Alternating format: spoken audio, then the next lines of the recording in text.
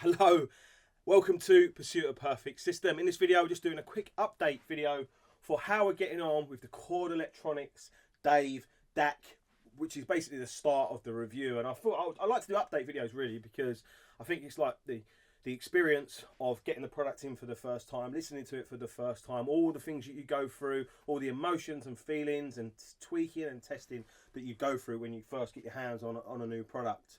And there's quite a lot to talk about, funnily enough, and I thought I'd do it all in stages. That way, when it comes to the final review, it can be very focused talking about performance rather than all the kind of things you go through, like the learning curve that you go through. So I've had the DAVE DAC in now for a good few days. I've actually got kind of mixed feelings to a point, but let me go through the whole process and the whole story. I installed the DAVE, plugged it obviously into the system, turned it on, and obviously sat down for a listen. And it was a bit of a strange experience, funnily enough. That DAVE sound was there, that I remember, a very big and bold, really kind of powerful sound that I remember from having the DAVE only for a couple of days previously, maybe a year ago. So that sound was there, but there was a few things just wasn't right. It wasn't sounding right. It was sounding very edgy and just rough and stuff. I was like, oh, this doesn't sound right at all. So what had I done? I'd installed the DAVE. I used the exact same power cable that I used to power the JCAT 200 watt linear power supply that powers a Chord Cutest DAC. So to me, that's keeping the power cable exactly the same for the DAVE as we would the Cutest. Then I've used a Cera-Disc silver diamond BNC cable that links from the audio PC to the DAVE, and out of the DAVE I'm using balanced cables because to me it makes sense. You've got the benefit of using balanced, so it makes sense to use a balanced connection. So that's Cera-Disc Ultra Black feeding into the Luxman C700U preamplifier, which obviously feeds into the M700U power amplifier. I've just done a review for those. They're fantastic products. They're the right level of quality to be testing out the DAVE DAC. So again, I sat down to listen, had the DAVE set in pure DAC mode, which makes sense to me when you're using it as a pure DAC. Sat down to listen and say, wow, I engulf with this massive sound, really big and loud sound from barely any volume on the preamplifier. And that would have been wonderful if it was sounding wonderful, but unfortunately it wasn't. As I say, it was sounding rough. The bass just didn't sound right. I was like, I can't, that can't be right. I must be doing something wrong. Something must be up here. So I put feelers about, asked a few questions, and by all accounts, I was advised the output from the DAVE, especially over balanced, is really high. Something maybe around 6 volts. So it's really, really high, and I think the Luxman's looking for about 1 or something like that. So you've got that massive imbalance there. So straight away, right, I've got to do something about it. I was advised to put the DAVE in preamp mode, preamplifier mode. You can then control the volume of the DAVE, which is obviously controlling the voltage output. And I was able to set a voltage, which I am now happy with, which has given us a result in sound quality, which is more in line with what I was expecting. So in preamplifier mode, it made sense, obviously, to go through the trial and error process. So I started with the volume really low. Maybe in the 25, and I gradually worked it up, and around 22 things started to sound better. Now the difference between having it in preamplifier mode was that the sound was now much cleaner and clearer. The roughness was gone, so that was an improvement. But at that volume, around 22 or minus 22, that big DAVE sound, a big full scale sound was missing. So it was like, well, let's try and work the volume up a little bit more. So I worked it up to minus 18.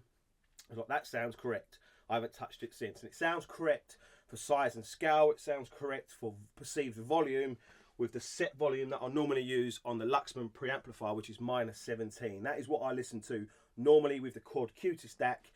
And, obviously it's difficult to judge volume just by ears, but the perceived volume at the listening position sounds now correct. We've now got a correct scale of sound. So that is the learning curve that I've gone through. And as I say, if you're new to the DAVE, or if you're going to think about buying one in, I think there's something to pay attention to. In a way, I quite like it because you've got flexibility to maybe tweak the volume or tweak the DAVE to get a sound quality that you like. I like little things like that. So that's where we are, and I'm now happy with the volume. So once that's settled, I've settled in for a listening session and started listening to the DAVE. And there's straight away things that are impressive, straight away things that I'm in admiration for. Now, recently at the Can Jam headphone show in London, I met with Rob Watts and I did a little video piece with him. But before the video piece, I actually spoke to him for maybe half an hour in bits and stuff like that. We had a really good couple of long conversations. So being me, I hit him with about 500 questions in about 10 minutes. And I wanted to know, what makes these things work, my thought processes behind things. And he explained to me what the difference more tap length filters make and what that means to sound quality. And really the whole presentation there about the Hugo M scaler was about what 1 million tap length filters or over 1 million tap length filters does to the sound, that transient clarity. And coming obviously from the Cutest to the Dave, straight away you notice the perceived start and stop of notes. So you get, it's really quite difficult to explain. It's easier to describe with the bass. The bass feels like it's got its own space within the sound mix, more space even, really, probably the best way to describe it, within the sound mix, and the bass notes are far more defined. And that is what really the whole picture is. Everything's more well defined. There's a bit more breathing space between elements in the sound mix, and the starts of notes are clearer, and the kind of trailing of notes are clearer. So that was the first thing that I noticed as a sonic difference between the Cutest and the Dave, and that straight away that's impressive, and straight away that's, you can hear where that's an improved technology, or they've, you know, the improved technology gives you that improved sound quality. And the space within the soundstage, for example, the vocal, it feels like it's less squashed within the sound mix. It feels like it now occupies its own space. And the last time I heard that difference really was when I reviewed the Chord Hugo TT. I really like the scale and sound of that presentation, and straight after the Hugo TT I reviewed the Hugo 2 with the more advanced chip and the more tap length filters, and straight away, yeah, you heard the jump up. It, kind of like a jump up in resolution might be, someone else might describe it, you know. And it's easy to hear with the vocal has more space, and maybe that's other things, lower noise floor, stuff like that, which contributes to that, but they're the things that were obvious straight away.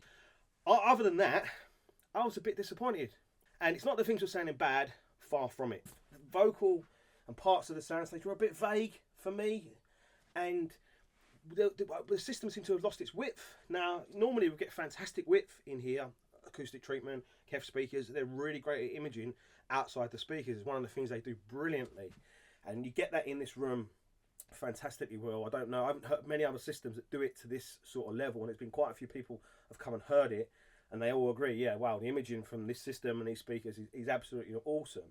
But I seem to, you know, with the Dave as it is, I seem to lose that, and the sounds seem to be shrunk between kind of the speakers and behind the speakers. So, you know, I'll talk about what I'm going to do in a minute, or what I've done, kind of the learning curve and stuff. But, you know, kind of proofs in the pudding. I'm going to play a song. Now, I played this song a couple of videos ago when I was talking about preparing for the review for the Dave. So I'm just going to play the same song. Have a listen. If anybody's watched that video, it's the Boz Scaggs song. See what you think. I'm not going to play it all. I'll play about half of it. I'll come back and I'll talk to you about kind of discovery and, you know, where we're going from the beginning.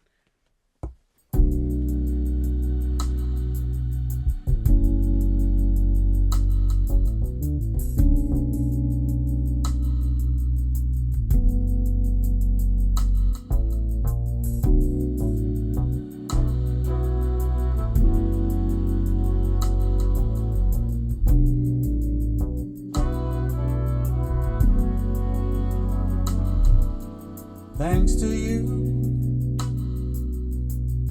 I've got a reason to get out of bed, make a move or two. And thanks to you, there's a net below, 'cause otherwise, well, I don't know. And thanks to you, there are promises of laughs and loves and labyrinths, and reason to suspect that I'm meant for this. A smile, a song, a tender kiss. Thanks to you.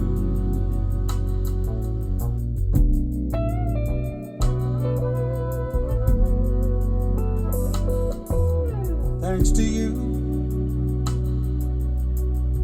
there's a thing I think I know, I really mean, or variations on that theme. Thanks to you, I have time to turn, time to cool and time to burn. And thanks to you, certainly too good to miss. In other words, a way through this. And just when one might feel so perfectly alone, there's someone else's stuff to trip on besides one's own.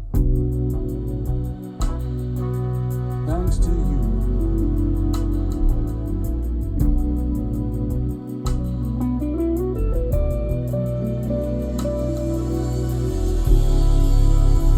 One can only guess what happens next. As it is, I bark and stumble through the world. I'm quite absurd. Dodging shadows, lurching through the rain. I'm not complaining, but I'm caught. With or without you, I have to get through this anyway.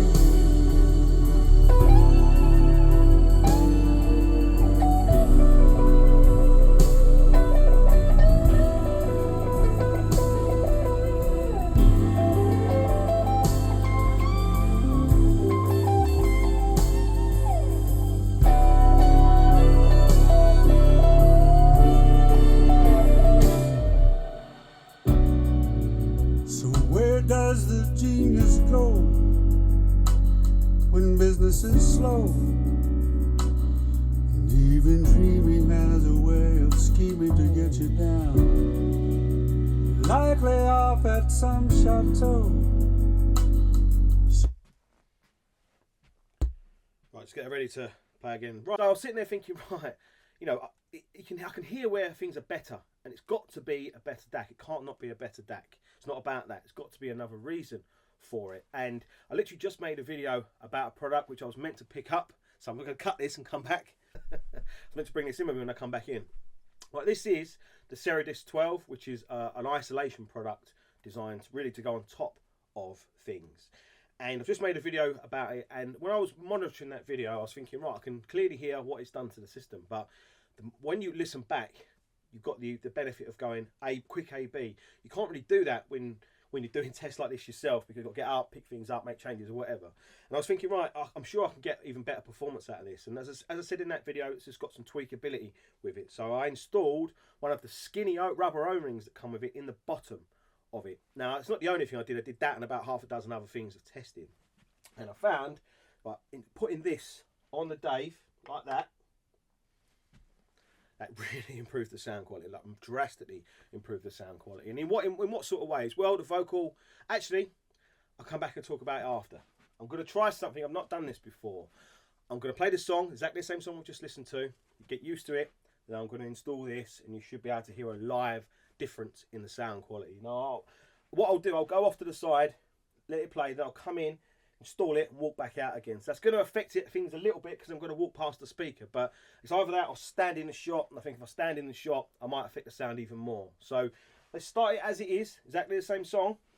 And I'll come in, I don't know, part way through, put the Cera-Disc 12 on the DAVE, and you hear and tell me. Oh, wrong song, sorry.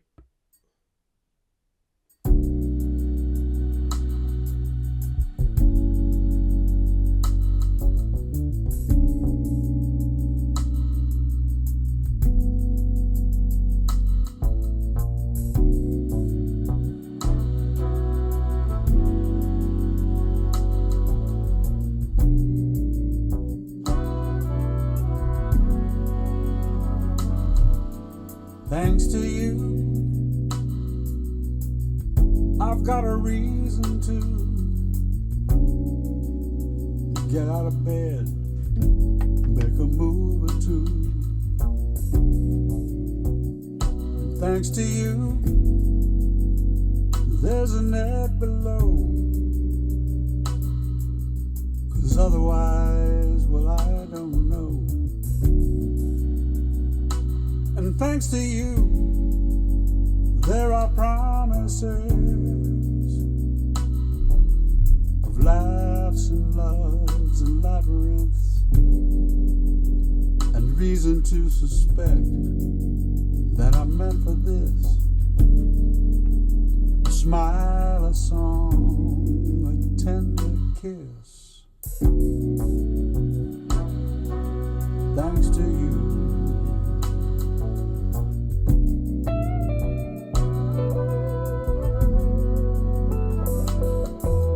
Thanks to you. There's a thing I think I know, I really mean, or variations on that theme. Thanks to you, I have time to turn, time to cool and time to burn. And thanks to you, there's something certainly too good to miss. In other words, a way through this. And just when one might feel so perfectly alone, there's someone else's stuff to trip on besides one's own. Thanks to you.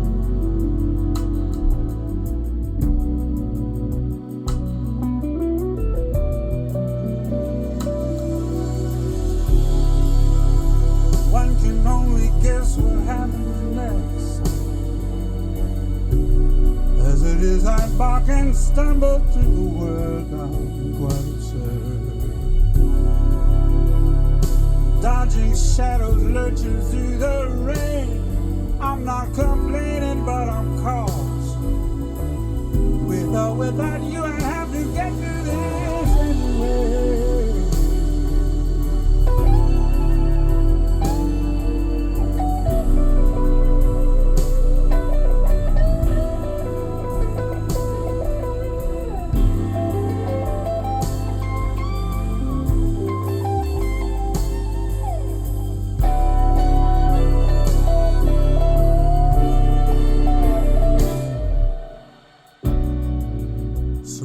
Does the genius go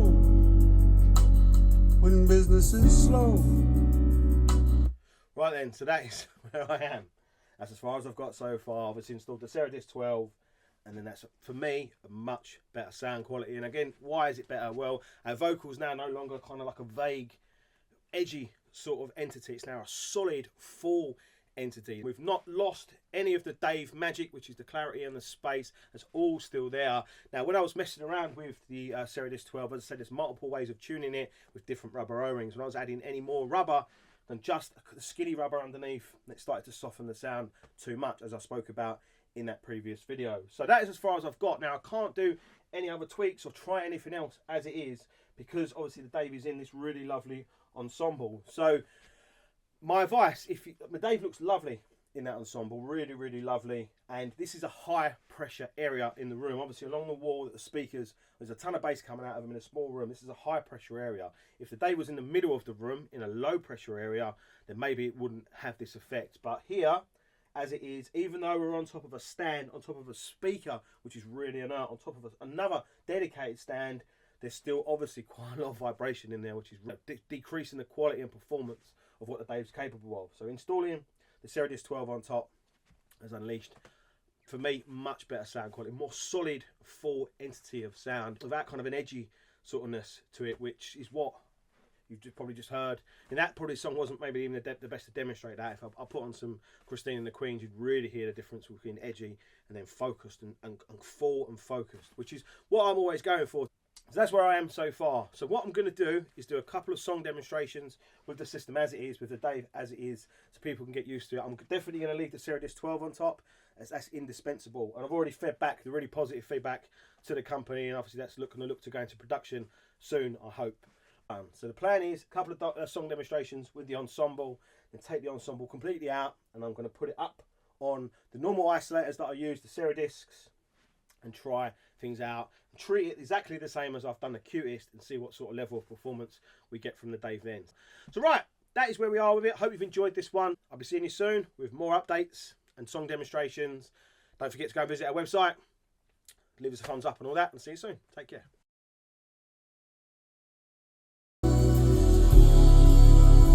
One can only guess what happens next. As it it is I bark and stumble through the world, I'm quite absurd.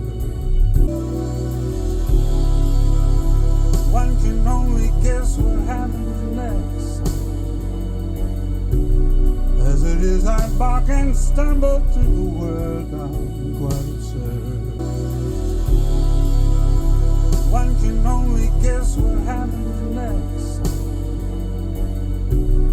As it is I bark and stumble through the world, I'm quite absurd. One can only guess what happens next. As it is I bark and stumble through the world, I'm quite absurd.